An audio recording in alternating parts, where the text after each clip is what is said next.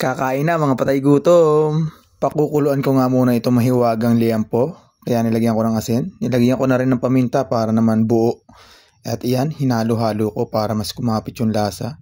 At isasalang ko na rin to habang nagpapalinga si Kukasampusa. At kita nyo naman napakalakas na apoy kaya saglit lang itong maluluto.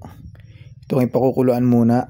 Tsaka namin iihawin. At yan nga makalipas ng ilang minuto ay kumulo na kaya naman hahanguin na agad ito.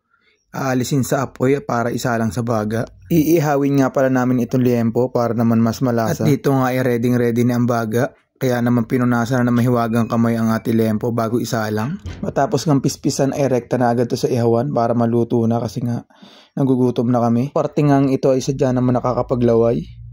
Mga ilang minuto nga ay ito nang naging resulta. Naluto na yung iba kaya naman hahanguin na yan para rekta gayat na. At dahil luto na nga ang ating liempo, ire-ready na natin ang ating lamesa kasabay ng paghahanda ng ating sausawan. Matapos ko nga mailatag ang mahiwagang dahon mula sa dahon ng saging ay ihahain ko naman ang ating kanin na galing pa sa kaldero ng kapitbahay. Isinunod nga nating ilatag itong liempo at syempre hindi mawawala ang mahiwagang sausawan. At dahil okay na nga ang lahat, kain na!